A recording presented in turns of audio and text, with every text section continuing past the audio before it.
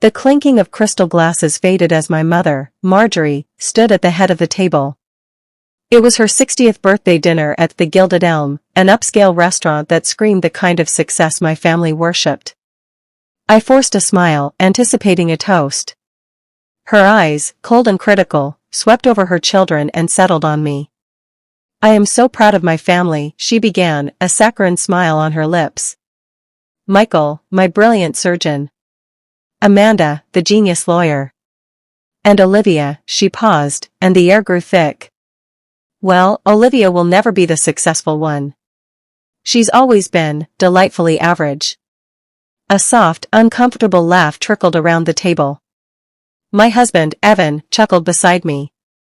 I felt the heat of a dozen eyes on me, my smile freezing into a mask of pure humiliation. I was stunned, crushed into silence. Just as the awful silence became unbearable, our waiter approached with the dessert cart. He was a young man with kind eyes. He glanced at me, did a double take, and his professional demeanor melted into genuine awe. He leaned in slightly. "I'm so sorry to interrupt," he whispered, "but are you Olivia Sterling?" I nodded, my throat tight. He produced a pen from his apron. "I loved your article, The Unseen Architecture. It changed everything for me. Could I please have your autograph?" The table fell into a silence so profound I could hear my own heartbeat. My mother's fork clattered against her plate. Everyone was staring, mouths agape. "What is this?" my mother demanded, her voice sharp enough to cut glass. "What article?" My brother Michael smirked. "Since when do you write articles, Olivia?" Evan shot me a look that screamed, "Don't you dare make a scene." The waiter, oblivious to the tension he'd created, beamed. "It's the talk of the literary world. Your name's on that big new project in Boston, right? The collaborative think piece?" The family looked at me as if I were a stranger, a liar who had been living among them for years. The foundation of their perception of me had just developed a massive, public crack. I mumbled an excuse and fled to the restroom, my legs trembling. I locked myself in a marble stall, leaning my forehead against the cool door. I wasn't shaking from anger anymore, but from a terrifying, liberating realization. They genuinely did not know me. They had no idea about my secret life, my published work, my quiet achievements. Flashbacks of 1,000 small dismissals played in my mind, my writing dismissed as a cute hobby, my ideas brushed aside. Then, I heard their voices outside the door. My mother and Evan. "She's embarrassing herself," my mother hissed. Evan's sigh was heavy with fake concern. "I know, Marjorie. I just don't know what to do with her anymore." "She's a lost cause, Evan," my mother said, her voice dripping with contempt. "Always has been." Evan's next words felt like a physical blow. "I know. I've been hiding her recent writing successes from you all. I didn't want her to get a big head. You know how she gets." A cold clarity washed over me. This wasn't just casual cruelty, it was a coordinated effort to keep me small. Then, the final nail. My mother sighed. "Don't worry. She'll never leave. She doesn't have anyone but us." In that moment, something inside me, something that had been bending for years, finally snapped. I wiped the single tear from my cheek and decided, with a terrifying finality, that this ended now. The car ride home was a tomb of silence. Evan finally spoke, his tone a low, disapproving lecture. "You really should learn to not make family dinners so awkward, Olivia." I said nothing. I just stared out the window at the passing streetlights, realizing I had spent a decade editing myself, my dreams, my voice, my spirit, just to keep a fragile peace with people who didn't value me. We arrived home, the air in our house feeling heavier than ever. As I dropped my keys on the table, my phone buzzed. It was a notification from a literary foundation. My article had just been nominated for a prestigious national award. I sat alone at the kitchen table until the sun began to paint the sky with streaks of orange and pink. I pulled out an old journal, its pages filled with shelved ideas and declined opportunities, all sacrificed to keep the marriage stable. I found a fresh page and wrote at the top, what I want my life to look like. I began to write, the words flowing freely for the first time in years. Freedom. Respect. Creative fulfillment. A home filled with peace. When I was done, I looked at the list. It was a map to a life that looked nothing like my present. My pen hovered over the first item. Then, I circled it with a firm, decisive stroke, leave Evan. But I wouldn't run away in tears and chaos. I would leave from a position of power. The next day at my day job, I confided in Julia, an older, wiser coworker who had always seen my potential. She became my quiet advisor. "You're not stuck, Olivia," she said, her voice firm but kind. "You're just scared of your own potential."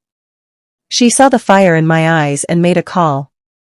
She connected me with a major editor in New York, a woman named Isabella Rossi. I sent Isabella my portfolio, my heart pounding. The response was swift. Isabella called me personally. "Olivia, this is extraordinary," she said, her voice crisp and confident. "Why on earth aren't you already writing full-time?" I began my secret preparations for independence. I built a professional website, accepted small, paid consulting gigs, and attended virtual writing workshops at night. I was meticulous, doing everything legally and ethically. At home, I became a quiet observer, watching Evan and mentally noting every condescending remark. I played my part perfectly, the supportive, unassuming wife.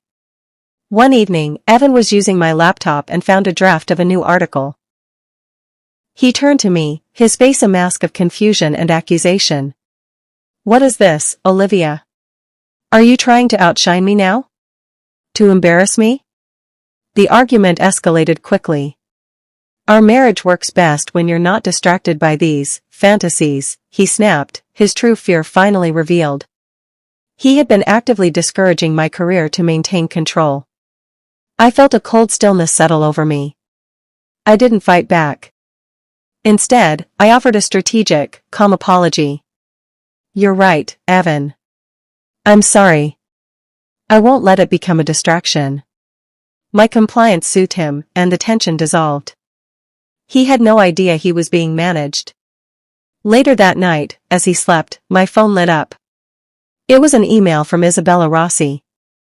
She was offering me a life-changing partnership contract for a full-length book. I accepted the partnership without a word to anyone. I quietly opened my own bank account and began methodically redirecting my consulting income. I rented a small storage unit and, piece by piece, began moving my most important belongings, my journals, my grandmother's heirlooms, my professional files, out of the house. I was a ghost preparing to become solid again. My mother called, demanding I help plan a charity gala for her. "It's not like you're busy with anything important, Olivia," she said, her belittling tone so familiar it barely stung. I smiled on my end of the line. "Of course, Mother," I said, my voice dripping with a strange, unnerving calmness. "I'd be happy to." I started paying closer attention, not to gather ammunition for a fight, but for my own clarity and strength. I documented the dismissals, the insults, the way they systematically devalued me. It was my armor. Then, I discovered Evan had been using my excellent credit score to secure a line of credit for his own business ventures without my full knowledge. It was legally questionable, but I made a conscious decision. I wouldn't win through revenge and destruction. I would win by leaving with dignity and my success intact. My victory would be my freedom, not his downfall. An invitation arrived, hidden in my personal email. I was asked to be a guest speaker at a major literary panel in Boston. I went, without telling a soul. For 2 days, I was surrounded by people who valued my intellect. The event organizer introduced me with glowing praise, and photos from the event were posted online in professional circles. The digital world, the world I was building, was starting to notice me. I landed back home, buzzing with energy, to find Evan waiting for me in the living room, his face pale with fury. He held up his phone, displaying a picture of me on stage. "Olivia," he seethed. "Why are you in Boston?" He demanded an explanation, his voice rising with panic. I remained perfectly calm.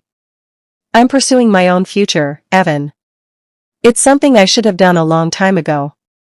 His control was slipping, and he could feel it. You're not capable of surviving without me, he shouted, a desperate, hollow threat. I didn't flinch. I simply looked at him and offered the same small, knowing smile I had given at the dinner table when the waiter asked for my autograph. It unnerved him more than any scream could have. He sputtered, if you don't stop this nonsense, I'll call your mother. True to his word, my mother, Marjorie, arrived at our house within the hour, a storm of outrage. Ungrateful. Delusional, she spat, marching into my living room as if she owned it. After everything we've done for you. I stood silently and let the insults wash over me.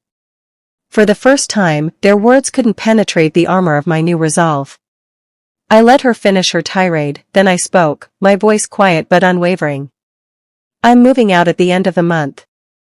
The silence was instantaneous. My mother stared, her mouth agape. Evan, standing behind her, turned a sickly shade of pale. They launched a smear campaign. Evan and my mother began calling extended family members, spinning a tale about my being unstable and having a breakdown. I didn't respond to a single text or call. I poured all my energy into my writing and my upcoming projects. My silence seemed to infuriate them more than any argument. It proved I was no longer under their control. In the middle of this, a thick, formal envelope arrived for me. It was the official, embossed nomination letter for the National Literary Award. I was invited to the gala in New York City. Isabella called, her voice buzzing with excitement. The buzz around your nomination is incredible, Olivia. We need to capitalize on this. We want to offer you a permanent columnist position. It would triple your income. She encouraged me to consider moving to New York permanently. I looked around the house that had never felt like a home, at the life that had been a cage. I knew, with absolute certainty, that I was ready. I hung up the phone, my decision made. I would tell Evan everything at the next family gathering my mother was forcing me to attend. The following Sunday, the entire extended family was crammed into my mother's opulent living room. The air was thick with judgment. Marjorie wasted no time. Oh, Olivia decided to join us, she said with a sneer. I hope you're over your little phase. I simply smiled and accepted a cup of tea. Then, Evan, seeing my calmness as a threat, decided to strike. He cleared his throat loudly. Everyone, he announced, his voice dripping with fake concern. I think you should know that Olivia has been acting unstable lately. She's been making some very rash decisions. All eyes turned to me, filled with pity and suspicion. I set my teacup down on its saucer with a soft, definitive click. I stood up, smoothing my dress. The room fell silent. I am moving to New York, I announced, my voice clear and steady. My article has been nominated for the National Literary Award. I've also signed a partnership for a book and accepted a columnist position that triples my current income. The silence was absolute. You could have heard a pin drop. My mother was the first to break it. She let out a harsh, disbelieving laugh. You? A serious writer? Don't be absurd. No one even knows who you are. I looked directly at her, my gaze steady. Funny you should say that, I said. Then I reached into my bag and pulled out the documents. I placed the official, embossed nomination letter and a signed partnership contract from Isabella Rossi on the coffee table. The heavy cardstock and formal logos were undeniable. A collective gasp went through the room. My aunt picked up the letter, her eyes wide. Evan stared, his face a mixture of shock and dawning horror. Why didn't you tell me? He whispered, his voice ragged. I looked at him, my expression devoid of anger, only a profound sadness. You never asked, I replied simply. My mother snatched the contract, her eyes scanning it frantically. This is a forgery, she exploded, her voice shrill. You're lying. Just then, my cousin's wife, who had arrived late, stepped into the room. She was a hostess at a popular literary cafe downtown.